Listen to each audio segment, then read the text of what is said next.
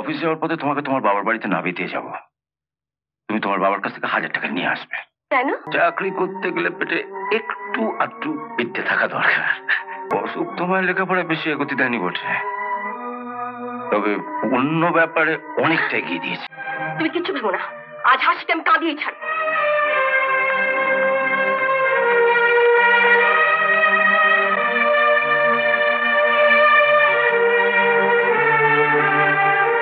হাসি গান গাইছিল, শুনেছো? হ্যাঁ, শুনলাম। তুমি ওকে কিছু বলবে না? আমি ওর বড়দা, যেরকম নেচে নেচে গান গাইলো, কিছু তো একটা বলতেই হয়। ওকে ওকে ডাকবো? এখন ডাকতে হবে না, অফিস রেডি হয়ে যাবে। অফিস থেকে ফিরে এসে সবার সামনে ডেকে এনে যা বলার বলবো। থাক থাক। কি বলবে শুনি না? ওই যে বলবো যে এত ভালো যখন গানের গলা, তখন তার গান স্কুলে ভর্তি হয়ে যেতে পারিস। মাইনেটা না আমি দিয়ে দেবো। কি? ওর গানের কথাগুলো তুমি শুনেছো? হ্যাঁ, শুনেছি, খুব মন দিয়ে শুনেছি। শুনে তো মনে হলো গানের কথাগুলো নিজেরই লেখা। বুঝলি বলো? আরে লোকগীতির ওপর ওর যে এত দখলে তো ভাবাই যায় না। তুই কি বলিস? হ্যাঁ, ওর গান শুনে আমি তো মনে মনে ঠিকই করে ফেলেছি। সামনের মাসে মাইনে পেয়ে ওই জন্য একটা হারমোনিয়াম কিনে আনবো।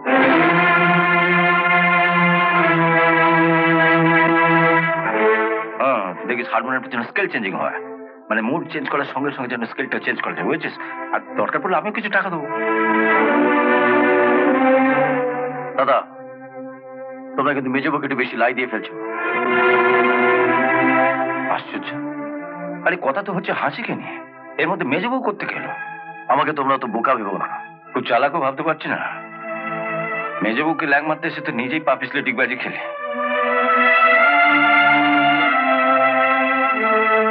আমি শোধ তুলবো। কি করবে? মেজবাবুকে তাড়িয়ে দিবি? দরকার হলে তাই দেবো।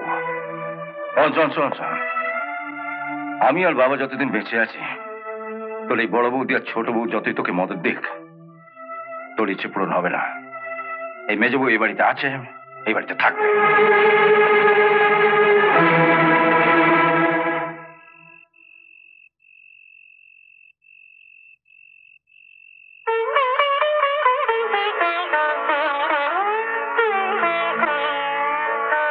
বাবা, আপনাকে একটা কথা বলবো। কি কথা বলো? আমি যে চাকরিটা করছিলাম সেটা আবার করবো। চাকরি করবে? কেন? তোমার আবার চাকরি করার কি দরকার? না মানে, আমার মাইনের টাকাটাতে তো আমাদের সংসার চলতো। দাদা তো কোনো চাকরি করে না। তুমি ভেবে দেখো বৌমা, আমার পুত্রবধূ হয়ে তুমি চাকরি করবে, এতে কি আমার সম্মান থাকবে?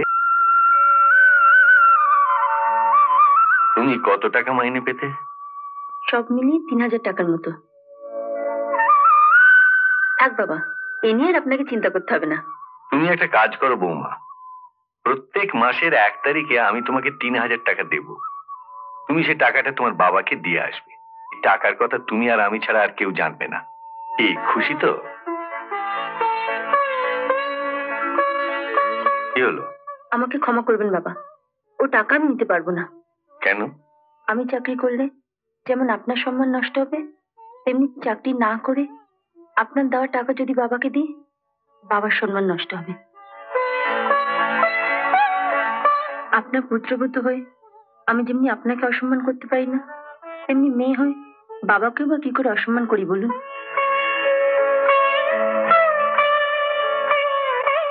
আমি যাচ্ছি বাবা। শোনো,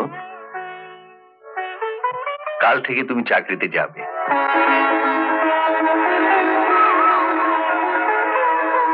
আমার আশীর্বাদ ফলবে কিনা জানি না, তবু আশীর্বাদ করছি তুমি সুখী হও মা।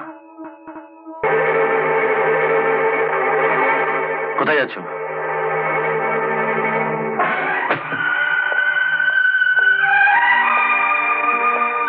আমি জানতে চাইছি তুমি কোথায় যাচ্ছ? আমি কোথায় যাচ্ছি তা তুমি জানি কি করবে? আমি তোমার স্বামী, আমাকে তো জানতে হবে। আমাকে না জানিয়ে তুমি কোথায় যাচ্ছ? ছবল মারতে না পারো, একবার অন্তত ফোঁস করে উঠবে। কি হলো, চুপ করে আছো যে? বউ ভাতে রাত থেকে তুমি আমাকে খাটে শুতে দাওনি, এই কথাটা আমি যেমনি হাসি ছাড়া কাউকে বলিনি, তুমিও তেমনি একজন ছাড়া কাউকে বলো না যে তোমার বউ তোমাকে কোনো পাত্তাই দেয় না। তাহলে তুমি বলবে না যে কোথায় যাচ্ছ? বললাম তো, জায়গা থেকে সবকিছু বলার প্রয়োজন মনে করছি না।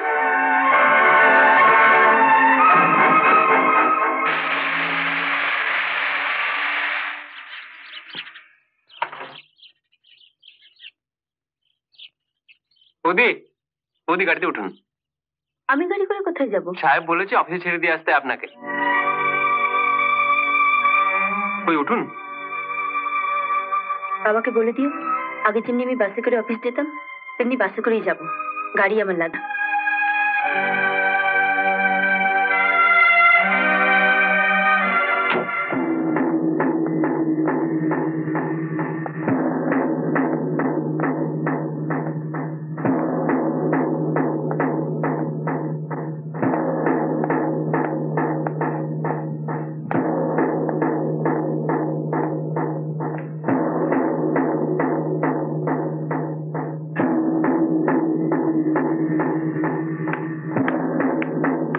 এই হাসি, শোন, কি বলো? এদিকে না।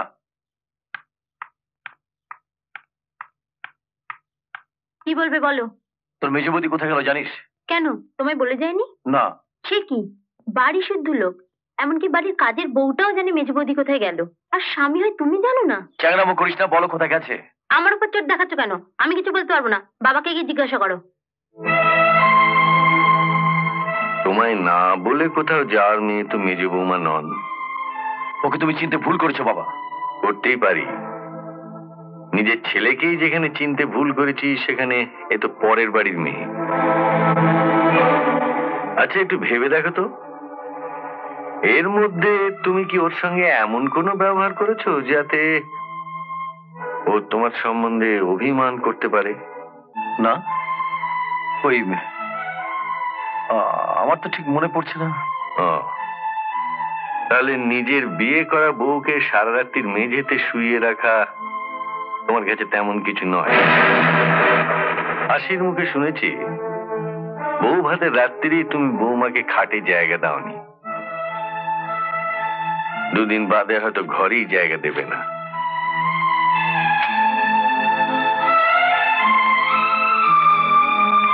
ভবিষ্যতের কথা ভেবেই হয়তো বৌমা তার পুরনো চাকরিতে জয়েন করেছেন।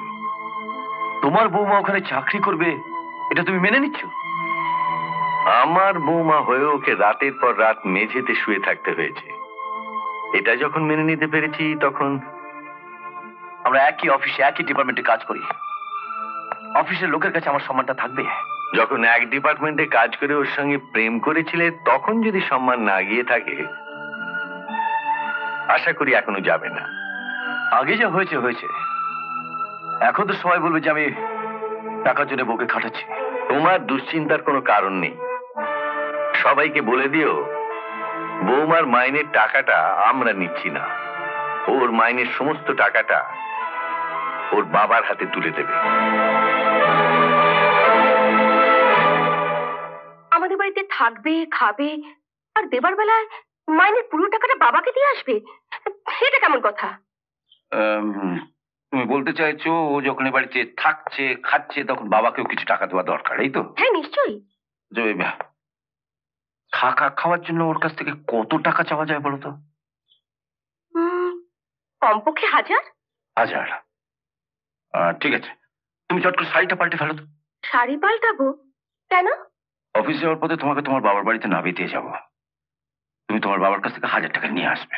কেন বাবার কাছ থেকে টাকা আনবো কেন? তুমিও তো এই বাড়িতে থাকছো খাচ্ছো, অথচ একটি টাকাও ধরাচ্ছ না। আমাকে চাকরি করতে দাও, নিশ্চয়ই দেবো। তুমি চাকরি করবে? মেজ বউ যদি চাকরি করতে পারে আমি পারবো না? ম্যাডাম, চাকরি করতে গেলে পেটে একটু আধটু বিদ্যে থাকা দরকার। বিয়ের আগে তো শুনেছিলাম বিয়ে পাস, বিয়ের পরে দেখলাম এ পাস ও পাস ধ পাস। আমি কি করব? ছোটবেলায় অসুখ করেছিল বলেই তো পড়াশোনা বেশি দূর এগোতে পারিনি। অসুখ তোমার লেখাপড়ায় বেশি এগোতে দেয়নি বটে, তবে অন্য ব্যাপারে অনেকটা এগিয়ে দিয়েছে। তার মানে? এই কথার মানে বুঝতেও পেটে একটু বিদ্যে থাকা দরকার। দেখো তোমার কাজ করে অফিস দেরি হয়ে যাচ্ছে, তোমার খাবারের ব্যাপার। এরকম আরো অনেক সিনেমা দেখতে হলে ডাউনলোড করুন ক্লিক অ্যাপ।